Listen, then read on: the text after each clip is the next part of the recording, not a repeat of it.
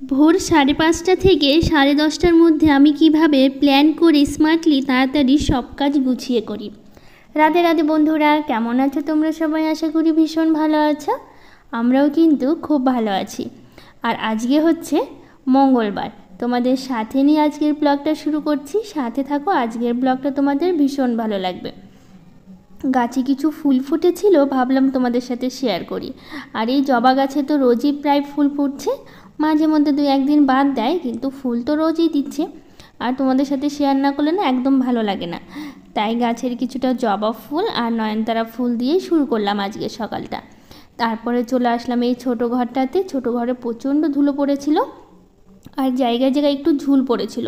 তো ওটাই ভাবলাম কি যে ঝাড় দেওয়ার সময় একটু ঝাঁটা দিয়ে একটু ঝেড়ে দিই, তাহলে বেশ পরিষ্কারও হয়ে যাবে, সঙ্গে সঙ্গে কাজও হয়ে যাবে, মানে ঝাড় দেওয়াও হয়ে যাবে আর এদিকে ঝুলটাও পরিষ্কার করে নেব। আর চৌকির নিচটাও বেশ ভালো করে পরিষ্কার করে বেড কভারটা চেঞ্জ করব। আসলে এখানে এই ঘরটাতে তো শাশুড়ি মা থাকতো, তো যখন উনি থাকতেন তখন তো সারাদিনই প্রায় উনি ঘরের মধ্যে থাকতেন, তখন ঘরটা ভালো করে না পরিষ্কার করতে পারতাম না। আসলে ঘর পরিষ্কার করতে গেলে এনাকে আবার বাইরে বসে থাকতে হতো, আর বেশি হাঁটাচলা করতে পারে না। তো এমনিতে আবার চোখে দেখে না, তোমাদের বলেছি। আর হাঁটাচলাও বেশি করতে পারতো না, তো সারাটা দিন বেশিরভাগ সময়টা ঘরের মধ্যেই বসে থাকতো আর কি, মানে শুয়ে থাকতো আর কি। ওনার শুয়ে থাকতেই বেশি পছন্দ করতো, বেশি বাইরে বসতো না। আমরা যখন বলতাম একটু বাইরে নিয়ে যেতাম তখন একটু বাইরে বসতো। তাছাড়া বেশিরভাগ সময়টা কি করতো বলো তো, শুয়ে থাকতো। আসলে বসে থাকতেও অসুবিধা হতো, পাটা ফুলে যেত ঝুলে বসে থাকলে পাটা। তো সেই জন্য কী করতো, শুয়ে থাকার কারণে ঘরটায় সামনের দিকটাই পরিষ্কার করতে পারতাম আর ঝুলগুলো ঝাড়তে পারতাম না। তো অসুবিধার জন্য আমি ভাবলাম থাক, ঘরটা পরে যখন সময় পাবো তখন ঝেড়ে নেব। তো সেই জন্য ঘরটা আর সেরকমভাবে ঝুল পড়েছিল, তো সেটা আর পরিষ্কার করা হয়ে ওঠেনি। তো সেই জন্য ভাবলাম, তো উনি তো চলে গেছেন বাড়িতে, তো আমরা তো বলেছিলাম থাকতে, কিছুদিন থাকলো না। আসলে এখানে একা একা ওনার ভালো লাগে না, আমি এদিকে কাজে ব্যস্ত থাকি, তোমাদের তো অনেক গল্প শেয়ার করি সব সময়। তো কথা বলার কেউ নাই দেখে উনি বাড়িতে চলে যাওয়ার জন্য খুব বলছিল। তো আমরা তো বলছিলাম আর কটা দিন থেকে যেতে, পুজো পর্যন্ত থেকে যেতে বলছিলাম। তো থাকলো না, বলছে পরে আবার আসবো, কিন্তু এখন আর থাকবো না, বাড়িতে যাব। তো সেই জন্য বাবানের পাপা তো বাড়িতে দিয়ে এসেছে। তো সেই জন্য ভাবলাম ঘরটা বেড কভারটা চেঞ্জ করে দিই, আর হচ্ছে ঘরটা একটু ভালো করে পরিষ্কার করে নিই। আবার তো কিছুদিন পর আসবে, তখন নয় আরেকবার পরিষ্কার করে দেবো, তখন আবার এসে থাকবে। তো সেটা ভেবে ঘরটা পরিষ্কার করে দিলাম। তো চলে আসলাম এই ঘরে এসে তারপর এখন ঘরগুলো পরিষ্কার করছি। তো যাই হোক, মধুমিতা গায়েন বলেছে, দিদিভাই তোমার বাড়ির হাউস প্ল্যানটা শেয়ার করো কোনো একটা ভিডিওতে, মানে রুমগুলো কত মাপের, বাড়িটা কত স্কোয়ার ফিটের সেটা শেয়ার করতে। তো যে ছোট ঘরটা পরিষ্কার করলাম সেটা হচ্ছে 11 ফিটের হচ্ছে ঘর ওটা। আর এখন যে ঘরটা আমি পরিষ্কার করছি এটা হচ্ছে 14 x 11 ফিটের। তো এই দুটো ঘর তোমাদের সাথে শেয়ার করলাম আর বলে দিলাম। আর তুমি যদি আমার হচ্ছে পুরো বাড়ির ভিডিওটা দেখতে চাও অবশ্যই বলো, এটা কিন্তু আমার একটা হোম ট্যুর ভিডিও দেওয়া আছে, তুমি চাইলে ওখানে গিয়ে দেখে নিতে পারো। তো বলে দিলাম। আর পরে আমরা যে বেডরুমটাতে থাকি, এই বেডরুমটা হচ্ছে 14 x 12 স্কোয়ার ফিটের এটা হচ্ছে ঘর। আর তুমি বলেছিলে যে আমাদের টোটাল স্কোয়ার ফিটের হচ্ছে কতটা স্কোয়ার ফিটের টোটাল বাড়িটা, এটা আমার বাড়িটা হচ্ছে 1500 স্কোয়ার ফিটের টোটাল বাড়িটা। আর হচ্ছে তোমাদেরকে বলে দিলাম আমি। আর তুমি যদি আরও কিছু জানতে চাও সেটা বলো। আর আমাদের যে গ্যারেজ রুমটা আছে সেটা কিন্তু 11 x 10.5 স্কোয়ার ফিটের, ওটা 11 x 10.5। তো আরও কিছু যদি জানার থাকে সেটা বলো। আর আমাদের যে ডাইনিংটা আছে সেটা কিন্তু 16 x 11 ফিটের। তো সবটাই বলে দিলাম। আর তোমাকে তো বললাম যদি পুরো বাড়িটা তুমি দেখতে চাও বলো আমাকে, আমি হচ্ছে আরেকবার বলে দেবো ঠিক মতো করে, যদি তোমার বুঝতে অসুবিধা হয় সেটা বলে দিও, আমি তোমাকে সুন্দর করে বলে দিচ্ছি।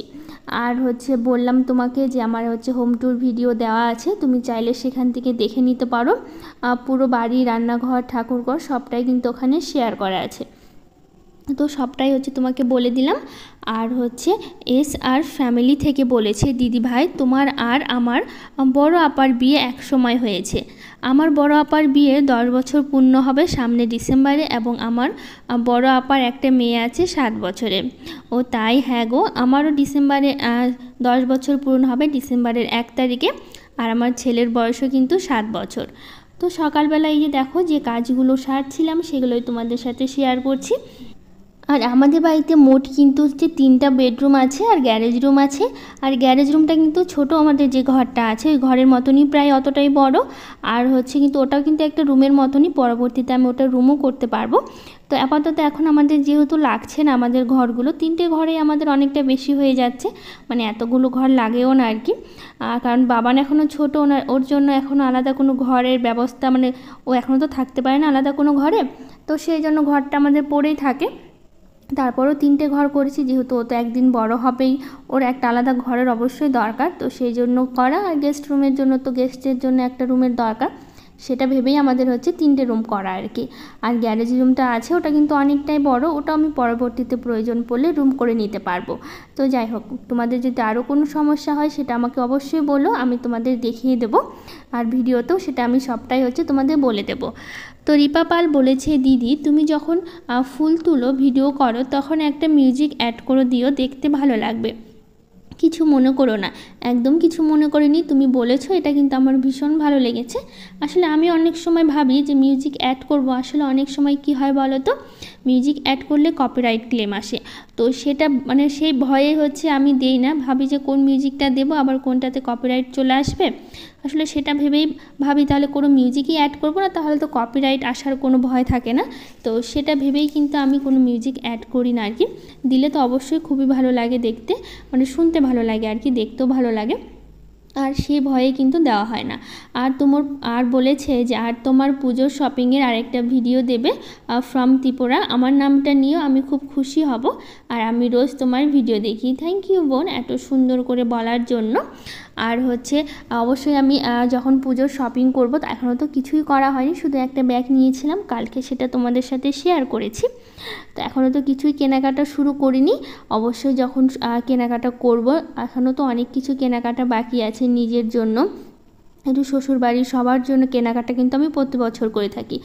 শাশুড়ি মায়ের জন্য, শ্বশুরের জন্য, আমার দেওর আছে, যা আছে, সবার জন্য কিন্তু আমি প্রতি বছর পুজোতে জামা কাপড় কিনি, সবাইকে দিই। তারপর আমার মায়ের বাড়িতেও মা বাবাকে দেওয়া হয় আর কি, সবার জন্যই কেনাকাটা করা হয়। তো নিজের জন্য, ছেলের জন্য, হাজব্যান্ডের জন্য, সবার জন্যই কেনাকাটা করা হবে। আর যখন করব তখন তো অবশ্যই তোমাদের সাথে শেয়ার করব।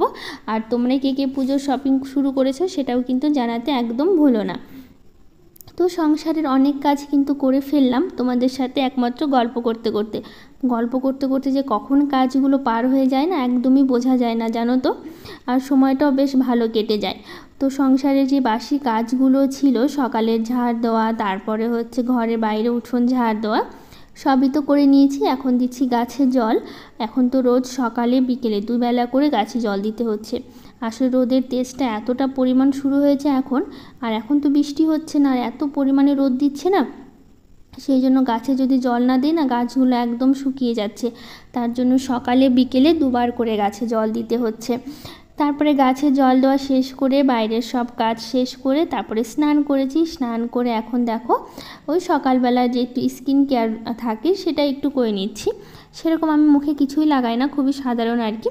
তো সেটাই করে নিলাম, নিয়ে তারপরে এখন দেখো এই যে কালকে যে ব্যাগটা তোমাদের সাথে শেয়ার করেছিলাম, সাথে জলের বোতলও শেয়ার করেছিলাম, যে জলের বোতল নেওয়া হয়েছে। আগেরগুলো তো বেশ অনেক দিন পুরনো হয়ে গেছিলো, আর প্লাস্টিকের বোতল বেশি দিন একই বোতল ইউজ করা একদমই ভালো নয়।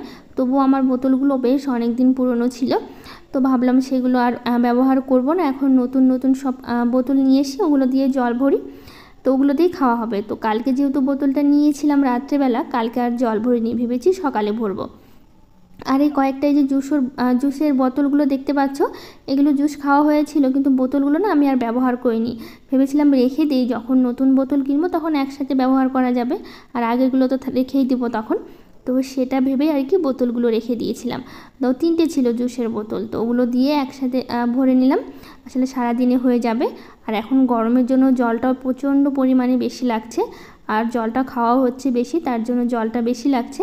আসলে সন্ধ্যা হতে হতে জলগুলো মনে হচ্ছে শেষ হয়ে যাবে। তো যাই হোক, জলটা ভরে চলে গেলাম ভেতরে। তারপরে হচ্ছে স্নান করার সময় কিন্তু কিছুটা কাপড় কেচেছিলাম, আর আমার কিন্তু পুজো দেওয়া হয়ে গেছে। পুজো দিয়েই তারপরে গেছিলাম বোতলগুলোতে জল ভরতে। তারপরে স্নানের সময় কাপড় কেচেছি, তো সেইগুলোই হচ্ছে এখন মেলে দিচ্ছি।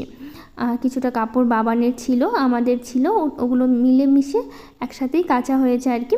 আর ওই ছোটো ঘরটা থেকে যে বেড কভারটা উঠালাম ওটা আর মশারিটা দুটোই ধুয়ে রেখে দেবো। আর একটা তো বিছিয়ে নিয়েছি, তো যখন শাশুড়ি মা আসবে তখন আবার বের করে দেবো সব কিছু।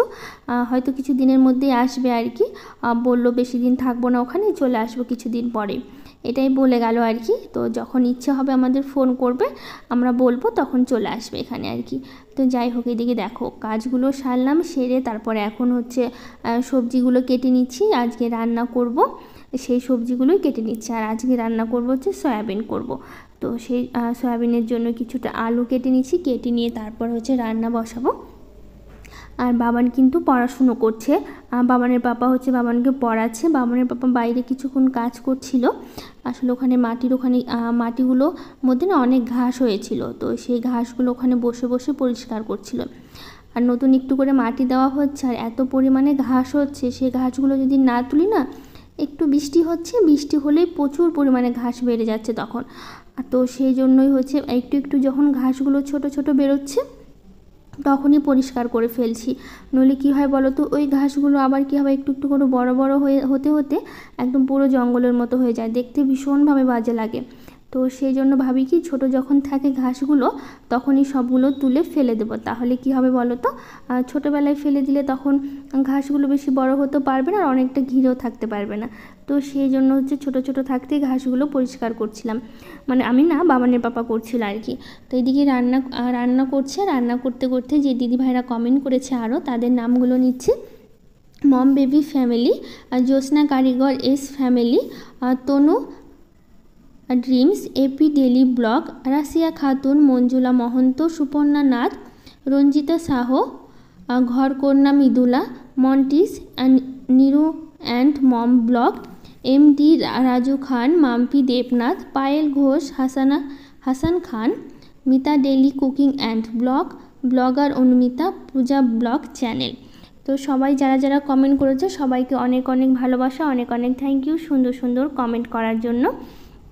তো এইদিকে দেখো যে সয়াবিনটা আমি করে নিয়েছি, একদম মশলা দিয়ে সাথে কষিয়ে ভালো করে সয়াবিনটা কিন্তু আমার হয়ে গেছে, এখন আমি নামিয়ে নেব। তো একটু গরম মশলা দিয়ে তারপরে হচ্ছে সয়াবিনটা নামাবো। আর সয়াবিন খেতে কিন্তু আমার বেশ ভালোই লাগে। আর করবো হচ্ছে এই যে বেগুনগুলো কেটেছিলাম, মোটা মোটা করে কেটেছিলাম তখন, পরে না আবার একটু পাতলা পাতলা করেছি, ভাবলাম কি বেগুনগুলো ভাজা করবোই যখন, তো একটু বেসনে একটু চালের গুঁড়ো দিয়ে তারপর হচ্ছে ভাজা করি, এইভাবে করলে কিন্তু বেশ ভালো লাগে, আমার তো ভীষণভাবে ভালো লাগে।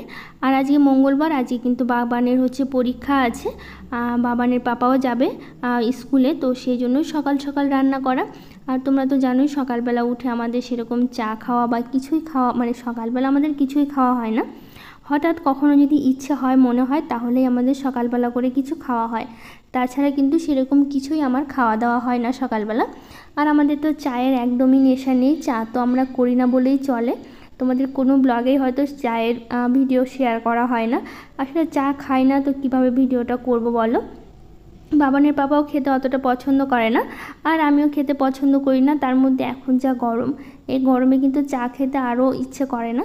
তো ঠান্ডার সময় করি, মাঝে মধ্যে করি না তা না, ঠান্ডাতে কিন্তু মাঝে মধ্যে কখনো করা হয়, কিন্তু এই গরমে কিন্তু কখনোই আমরা চা করি না। তো এদিকে রান্নাবাড়ি শেষ করেছি, রান্নাঘরটা ভালো করে পরিষ্কার করে বাসনগুলো মেজে তারপরে ওদের খেতে দিয়েছিলাম, খেয়ে দিয়ে ওরা বেরিয়ে গেছে, ওরা 10টার দিকে বেরোলো, বেরিয়ে তারপর এখন আমি ওরা বেরিয়ে যাওয়ার পর আমি তো সংসারের সব কাজগুলো সেরে নিয়েছি, মানে রান্নাবান্না যেগুলো, রান্নাঘর পরিষ্কার সব করে এখন হচ্ছে ঘরটা মুছে নিচ্ছি। আর হচ্ছে মুছে নিয়ে তারপরে মাথায় দিয়েছি তেল, তারপর একটু স্নান করব, স্নান করলেই আমার কাজ শেষ হয়ে যাবে। তারপর বাবানের আজকে পরীক্ষা যেহেতু তাড়াতাড়ি ছুটি হয়ে যাবে, তো বাবানকে আবার আনতেও যেতে হবে পরীক্ষা থেকে, তো সেই জন্য ভাবলাম আর বসে থাকবো না, আর খেয়ে দিয়ে উঠেই তারপর হচ্ছে আবার মাথায় একটু তেল দিয়েছিলাম, দিয়ে তো ভাবলাম তাহলে কাজগুলো তাড়াতাড়ি সেরে নিই, তাহলে আবার বাবানকে আনতে দেরি হয়ে যাবে, তো সেটা ভেবেই আর কি একটু তাড়াতাড়ি করা। তো ঘরগুলো ভালো করে মুছে নিয়ে, আর সকালে তো পুজো বললাম দিয়ে দিয়েছি, এখন আর পুজো নেই, আর আমার এই 10:30টার মধ্যেই কিন্তু সব কাজগুলো শেষ হয়ে গেছে। তো যাই হোক, আজকের ব্লগটা এখানে শেষ করছি, ভালো লাগলে লাইক শেয়ার কমেন্ট করে দিও, আর আমার চ্যানেলটাকে সাবস্ক্রাইব করে দিও।